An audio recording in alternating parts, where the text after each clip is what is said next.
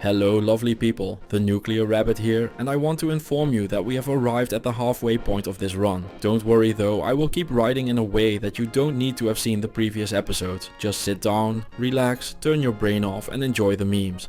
Let me quickly go through what we're doing here. We are beating every boss in the game with a different skill and working our way through all the classes. For today's entertainment we have arrived at the Assassin run. And let me tell you, this run was weird. Her skills are all meant to combine with each other, which I can't do without running out of skills. So I am going to be using a lot of skills that don't really do anything without their combo pieces, like Tiger Strike, a charge up skill that requires you to use a normal attack or a finishing skill to release the charges. Which I can't do, and I'll just preface it straight away. Yes, I slipped up a few times out of the sheer force of habit of doing a release attack. So if you see that happening somewhere, yes, I am a massive cheater and will be sad about it until eternity opens due to the immortal summoning voices. So now the question becomes, what does Tiger Strike do if you can't release the charges? To which the answer is, well, nothing. It just becomes a punch that drains mana. Yes, dear viewer, this run is starting off as a punch sin that needs mana for shits and giggles. You can tell I am using Tiger Strike instead of the normal attack, cause there are white balls floating around me. Despite this being a familiar sight and a common feeling, it is not a great strategy to beat the game. Even in the cold plains I am getting surrounded and pounded to the brink of death. The first part of any run is all about survival, deleting the footage of you dying early and getting your character going. To that end, I decided to put some gems in a 2-socket scepter to get some early onset damage to work with. Showing this is also my subtle way of mentioning that it's a shared stash run, meaning that every character has access to the items the previous heroes found. During the previous runs I found the full Saigon set, so once I have enough strength to wear it, that's what I'm equipping. This set has a bunch of cool things like extra fire damage and some damage reduction to allow me to punch the demons better.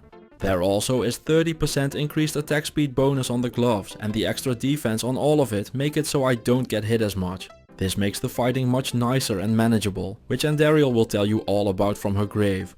With the first act done, it is time to head towards act 2, allowing me to switch out of Tiger Strike and into Fists of Fire, which is a charge up skill that needs you to use a normal attack or a finishing move to release the charges. Just like with Tiger Strike, I can't finish for shit, so mediocre story worse. We are just going to be a punch sin for another act. I'm happy it will just be these 2 acts and won't be happening again. A big upside to not having anything that matters going on in the skill department at all is that the maggot lair is just business as usual, except you're not even getting surrounded. So the Staff of Kings is an easy grab at the end of the tunnel. The Horadric Cube isn't a problem to grab either, be it the Saigons carrying me so hard the armor should bend or my massive play skill. We will never know, but so far so good. In Tal Rasha's tomb I get the god luck again and can see the chamber from the entrance, which allows me to get into the Duriel fight quickly enough.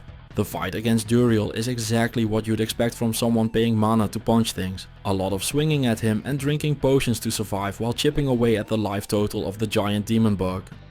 Act 3 has us moving on to Cobra Strike. Cobra Strike is a skill that charges up and gives you a bunch of life and mana leech when you use a normal or finishing attack.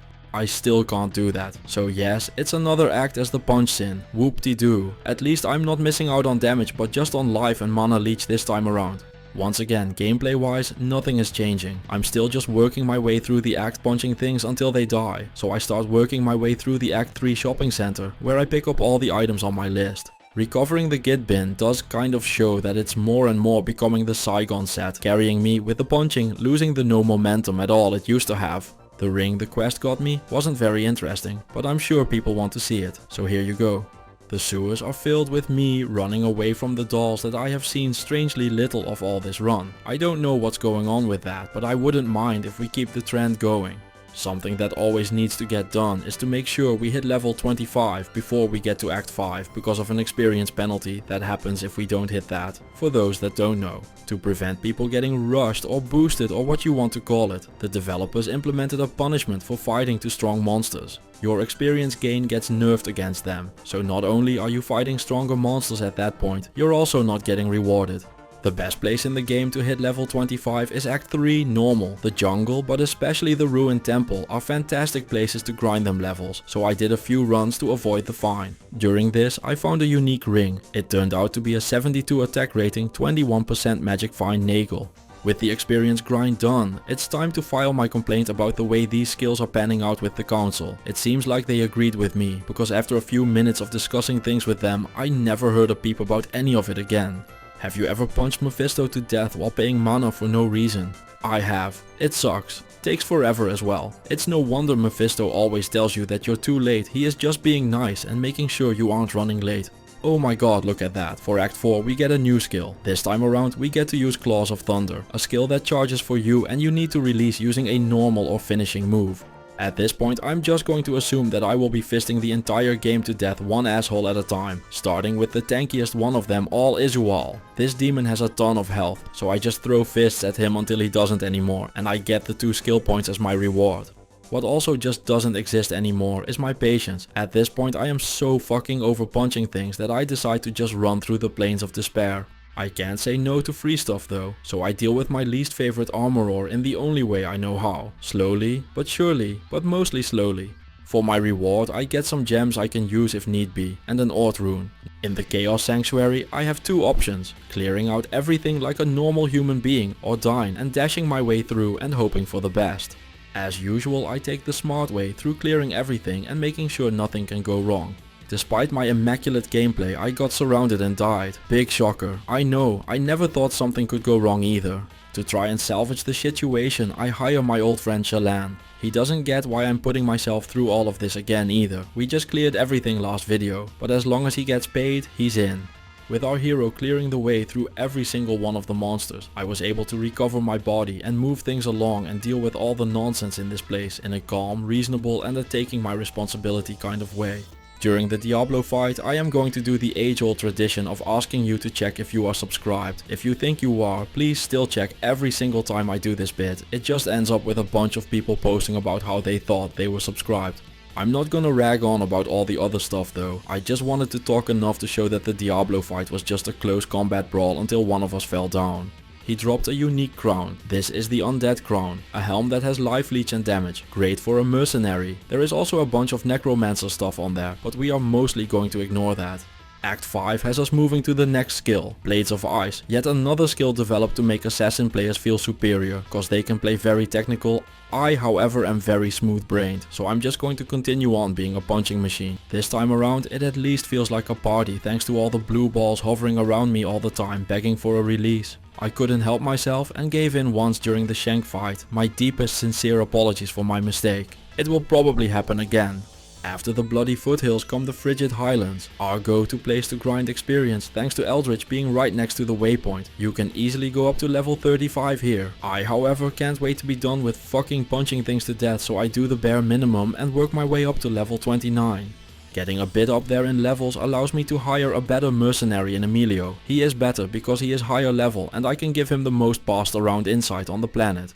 If I'm going too fast, just pause the screen so you can check what I changed into. For those who know, it's a lore, a rhyme, a 10 faster cast rate, plus 1 sin skills amulet, rattle cage, plus 2 to martial arts rare gloves, a dual resist ring, a dual resist belt with life, a stone of Jordan and 30 run lightning resist boots. To hopefully reach the end of the punching during this lifetime, I quickly deal with Frozenstein to save Anya and get my resistances before making my way to the Ariad Plateau. On the peak of this mountain, the 3 ancient barbarian spirits are awaiting my arrival to see if I am worthy. Because of that, I have a confession to make: I am not worthy. However, Emilio very much is. While I am dealing shameful snippets of soreness to them, Emilio is just plowing through them unchecked. Fortunately, his worthiness is a 2 for 1 deal, and we both get to move on. At this point I'm just getting hard carried by Emilio. During the Lister fight I am basically a second punching bag for their distraction, so he can deal the damage he needs to. My only part of this run at this point is to just drink potions and take the heat, so the people that do actually deal damage can do their thing. The Bale fight is the same as the other boss fights so far. I am punching away with the power of brittle sadness while the demon takes damage out of politeness. A big upside this time around is Emilio's presence. Him having damage and crushing blow does end up taking the fight down to just a few minutes instead of who knows how long this fight even on normal could possibly take. Drops wise there was a unique mace, which is the Crush Flange, an early game weapon that would have done wonders for us. 5 acts ago thanks to its crushing blow. At this point it doesn't matter anymore though. We are far beyond where this weapon matters. We do still have 3 more characters to go after this, so who knows if we'll see any use. Having made our escape from normal and found our way into nightmare, we get to move on to the next skill as well. Phoenix Strike is a skill that allows you to get 3 charges and then release them with a normal or a finishing strike, which means that the punch sin is still not over yet. Yep, we have 1 more act to punch through, so let's get that party started, shall we?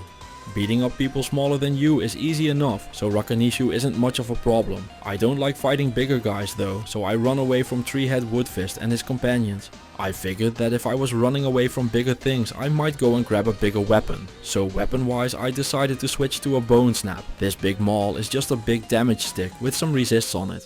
With the new big stick of truth, it's time to rush the rest of the act so I can finally truly get away from all these awful skills I can't actually use. To that end, I quickly save Cain, showcase the ring which wasn't worth it, yeet the Horadric Malus from the smith, and die to Andariel in a matter of seconds. Trying to improve things, I switched to the General Stand Dulika. This weapon doesn't deal a lot of damage, but it has 50% slow and allows me to use a shield for some extra resistances. The slow on the weapon makes the boss fight from a matter of seconds into a matter of a few seconds. It's still not good or very survivable, but with this little bit of leeway I'm able to at least start to clear out all the other monsters, cause right now it's just overwhelming and I do not have the survivability or damage to deal with any of this. So just like with any other problem, I'm just going to make it smaller. With Andariel at 50% speed, all of her minions destroyed and me bringing the almighty Emilio into the fight for about 3 seconds, I finally managed to start whittling away at her life total in a reasonable way, and a few seconds later, Andariel, Queen of the Smurfs, explodes into a fiery ball upon her death. These fireworks are cause for celebration, because after 6 acts of this nonsense I finally can quit being a punch sin. All that is left for me to do is to quickly clear the Den of Evil, but since I haven't used a single respec yet, I can just clear the one in normal and move on with my life. For the next set of skills we are going with the lightning traps, and I know what you're thinking. Big Rabbit is always watching you after all. Why use the best skills already? Well, I have 2 reasons. First off, remember the Myrmidon boots we found earlier? It doesn't happen a lot that I get to use such an extremely rare unique. So I redid the route to allow me to do that. I hated every second of it, but I still got to do it. The second reason is more practical. I really don't want to use the lightning skills for the final acts. Doing lightning through hell is awful and I already did it on the Amazon because of the thunderstrokes and I have 0 interest in doing that again.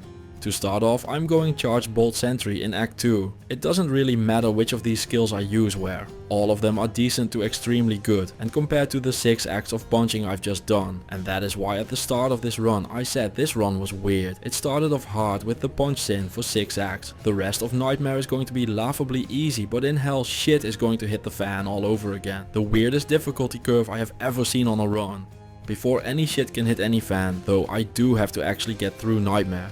Charge Bolt is a trap that fires the skill Charge Bolt, and keeping it to the shit metaphor, it is strong enough to wipe its ass with all of Act 2. Oh, there is one thing I forgot to mention. I switched my weapon to a Spirit for the +2 to skills it has. The most resistance I got through all of the act was in the Maggot Lair, cause its tight corridors don't allow all the bolts to fire at will, forcing me to go through one enemy at a time. Unlike in normal however, this is now actually a downside. Nothing too bad though, took a few minutes, but there was never any threat.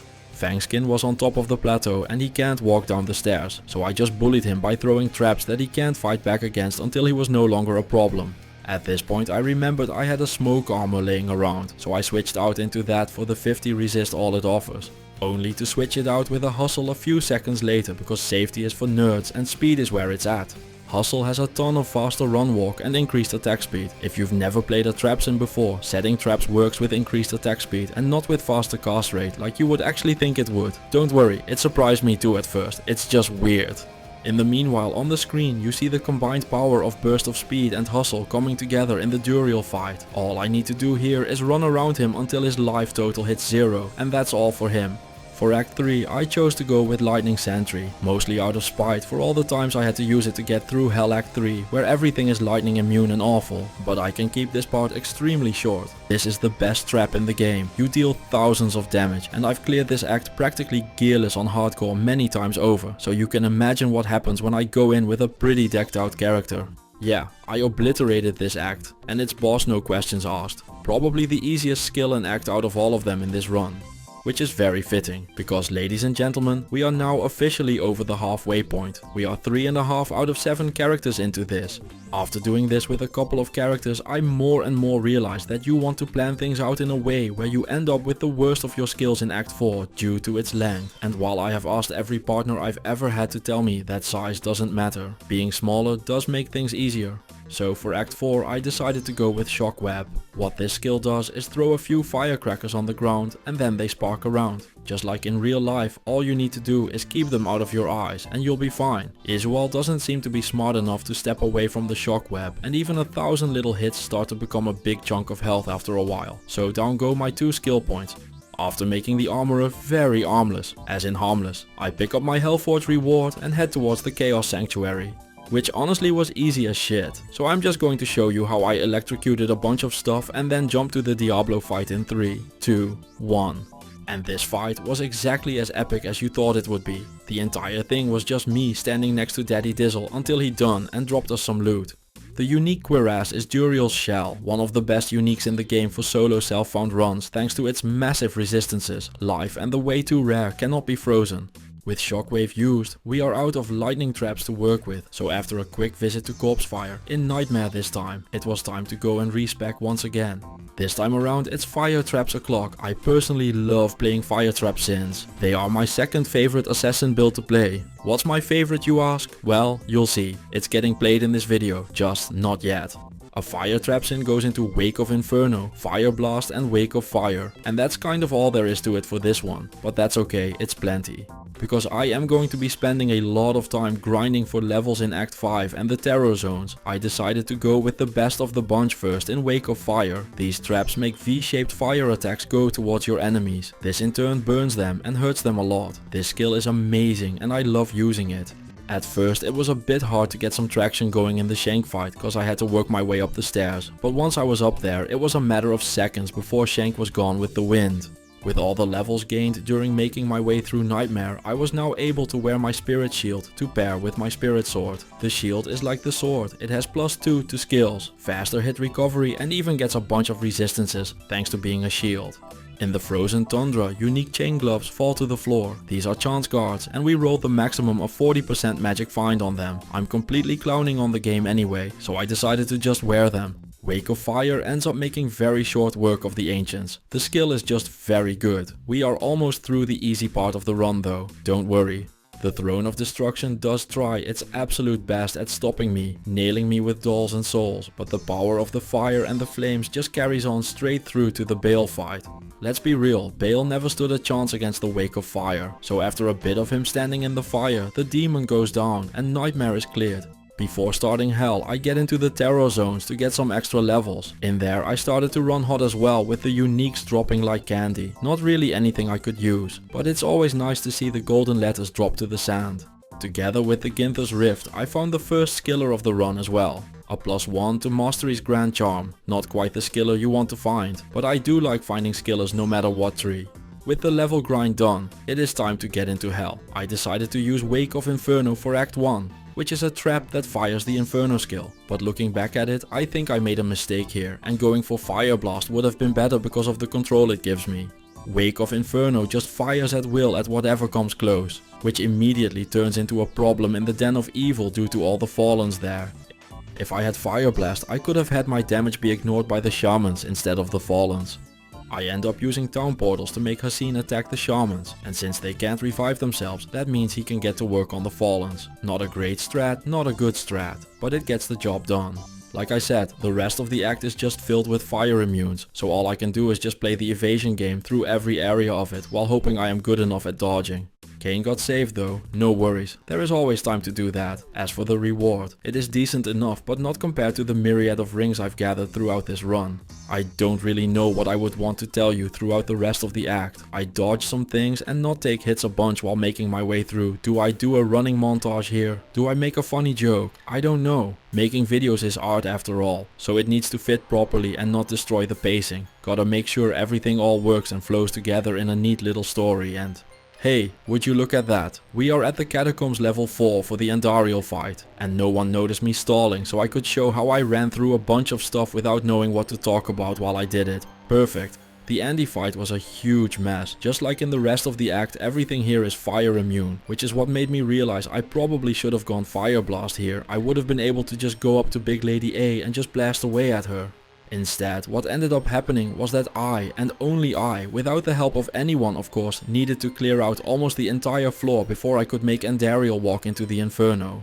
Once she hit the fire though, things lit up and went down, leaving a set war belt behind. This is the Immortal King's War Belt, an amazing belt with 25 strength and 59 resistances divided among the two elements that matter the most. The strength requirement is a bit much at 110, but nothing that can't be managed. For Act 2, it is time to use Fire Blast. This skill has you throwing a bomb made out of fire towards your enemies. At 2k damage it is quite impressive for a level 1 skill, and people have cleared the game with this before for sure. I haven't, but I'm sure people have. Ironically, Wake of Inferno would have been much better in the Maggot Lair, cause it would auto-target everything in there without them being able to get away, and the huge range on it would have cleared the dark and dense tunnels no problem. Can't change the past though, so instead I firebomb my way through all of it, one enemy at a time. I took a few big hits along the way, but besides that little tidbit, it all went perfectly fine. In the Claw Viper Temple, Assasin is able to take everything Fangskin throws at him, allowing me to just drop bombs until the problem is solved and I can take the amulet. The fun did come to an end in the Arcane Sanctuary. The ghouls and ghosts are no problem. However, the Goatmen are fire immune, which means I can't deal with them in any way, shape or form. Now normally I would just ignore the problem and run past them, but that is not an option this time around. So Assasin has to work our way through every single one of them, with me giving moral support from the back. One thing I learned that I had never noticed before is that if you're throwing your fire blast at the ghosts and they end up next to the path, they end up not doing damage at all and fall into the abyss without any effect. Spirit Rand was the worst part of the entire sanctuary. This goat was fire and physical immune. Despite Assasin's Holy Freeze aura slowing the beast down, he wasn't able to tank enough. On the second try, Assasin managed to make it through thanks to the cold damage Holy Freeze gives him. Making our way through a rare amulet dropped. It turned out to have a huge pile of stats and resistances. And since I refuse to use Fade in softcore cause it makes me walk slow, my res need all the help they can get. Even after equipping the new upgrade, they are still awful. Funnily enough, the Duriel fight went much smoother than the entire Arcane Sanctuary. The demon deals an absolute crap ton of damage to Assasin. So he went down a few times, but managed to take enough hits that I was able to just keep spamming my attack until the bug went down.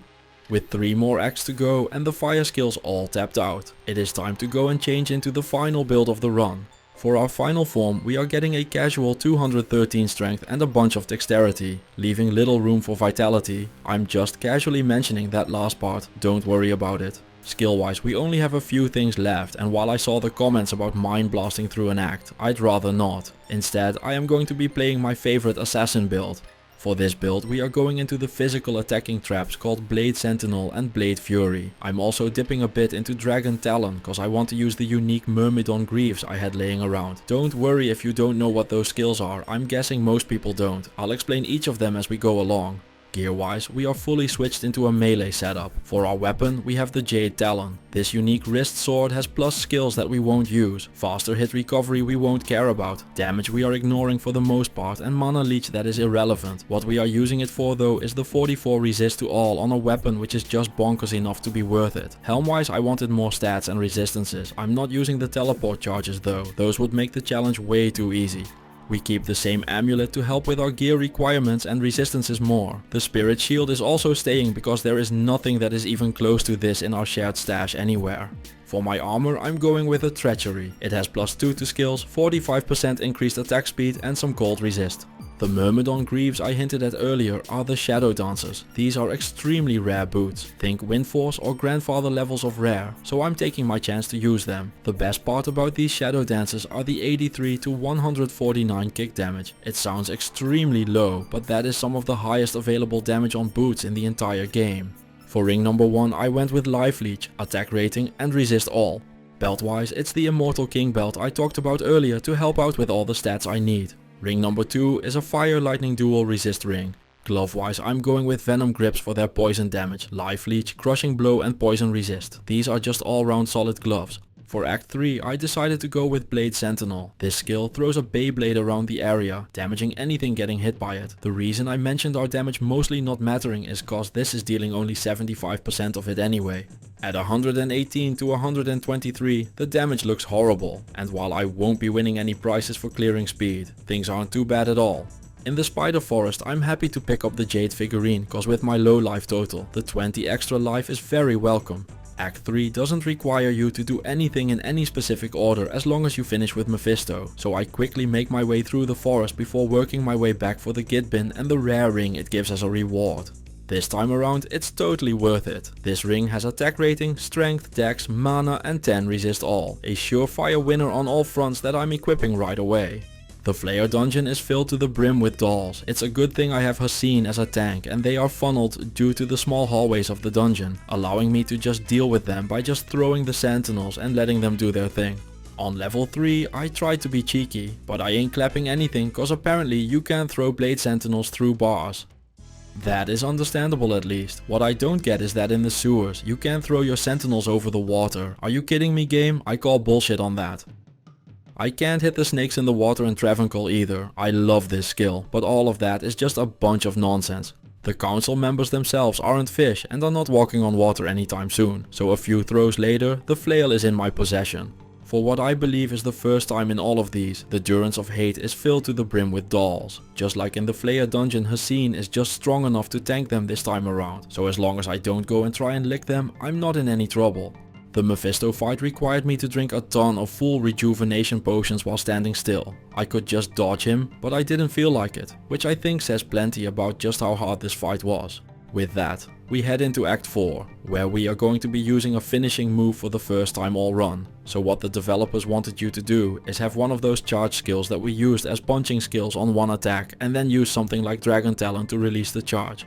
But because that is way too technical for me, I'm now just going to spam the ever-living fuck out of Dragon Talon. I originally had my route planned in a way that this skill came very early, but this is the only skill that I'm using all run that is benefiting from my fancy greaves, so I decided to do it like this. And it was awful. I have no survivability and a small health bar, which very expectedly results in me getting killed the second I encounter enemies that put up a fight.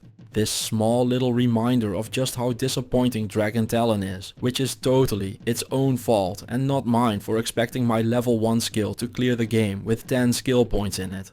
Thanks to Hassin's help I am able to recover my body, allowing me to progress on through the game. Not wanting to deal with a lot of fighting if things are going to be terrible anyway, I decide to just run through the souls in the Plains of Despair, which ends up with yet another temporary case of the deadness happening to me. To that end, I decided to actually work my way through the River of Flame in a responsible manner this time. At the end of it I skipped some things, but that was just because I knew the waypoint was coming up. It had nothing to do with them being stronger than me. Here, I'll prove it. I'll go back and deal with them and stand triumphantly. Or, well, this never happened. Before making my way towards the not quite tidy sanctuary that is Diablo's home, I dealt with Hephasto the armor and claimed my Hellforge rewards, which turned out to be more of a struggle than cause I'm cursed and surrounded by morphines. A few foots up a few asses later, I get to crack Mephisto's pinata for the candy that is inside. This turned out to be a Hell Rune, also known as a massive waste of time. Oh well, at least we know now. Thankfully I have already done a full run with most of the skills in the game before, so I knew from the last time I did a full hell run with Dragon Talon that the best way to deal with the Chaos Sanctuary is to lure every single monster in there to the funnels at the start of the area, then clear out the Oblivion Knights and finally pop the seals. Despite all of that, it still wasn't safe enough. The Oblivion Knights Lord Zebes brings along for the ride, end up taking me down no problem. Just like last time, it is Assasin coming to the rescue, clearing out the knights and making space in the area for me to run through to get my corpse. With my boots back on and Assasin standing his ground, I stomp Lord Zebes to his timely demise. One thing I haven't mentioned about Dragon Talon yet is that it's a skill people use to kill the Ubers with, so taking down regular Diablo isn't very hard to do at all. He ends up dropping an ethereal unique battle sword, which is the Head Striker. The upgraded version of this is the best weapon in the game for the barbarian mercenary, outperforming even the mightiest of rune words. And there we have it, the final skill, Blade Fury. The description doesn't do this skill justice at all, talking about throwing spinning blades and whatnot. You're throwing shurikens, or ninja stars if you don't know what those are. You are becoming a ninja. at the cost of dealing only 75% of your weapon damage. It's a trap skill, so I remembered to switch out my circlet to the one I found that has +2 to trap skills. Nobody mentioned that I forgot to do so in Act 3, just another thing that never happened. I also switched to the unique barbed club flesh render for that super sexy list of mods on it. My boots are switched to goblin toes for the crushing blow on those, and my belt is switched to a Nosferatu's coil now that I don't need the 25 strength from the Immortal King belt anymore. For my gloves I went full racist and put on the laying of hands.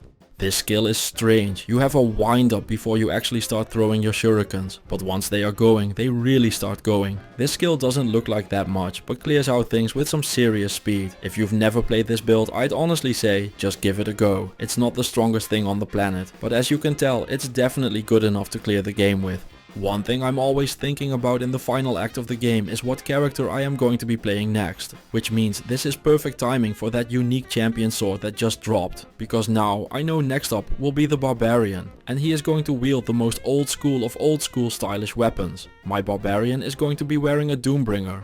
In days of yore, this sword was just where it was at. I wish this always spawned indestructible, cause it would be very powerful if it did. Maybe even as powerful as all the fancy smancy rune words. This sword is all about survivability. It has a chance to cast level 3 weaken, which lowers the recipient's physical damage by 35%. On top of that, it has a bunch of damage, 40% attack rating to make sure you actually hit with that damage, 6 life leech and 20% maximum life. While it's not the strongest of swords by any means, I just love this thing so much. It reminds me of being a kid and whirlwinding through the cow level. Before I get to use the Doombringer, I have to make my way through the final parts of the game.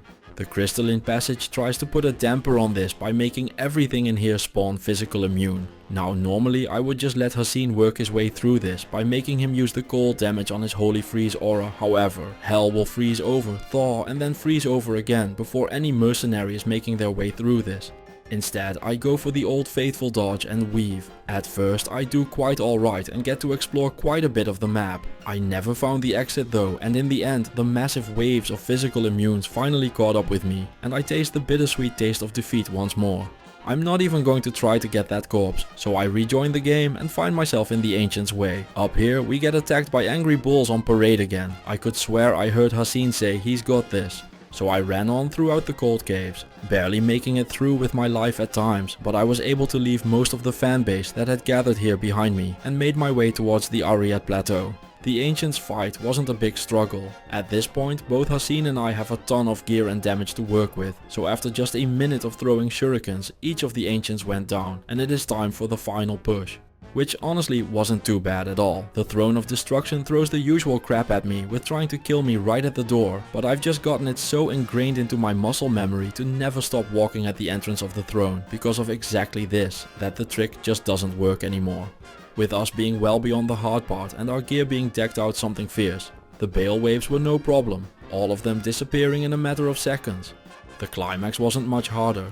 Bale just almost never is a hard fight. Some crushing blow, some stabbing and some shurikens later. The assassin is done with her run. So there you have it, 15 different assassin skills used to beat all 15 bosses. With that, I want to give a big thank you to all the channel members, Patreons and you the viewer, and I will see all of you next time on the Barbarian Run.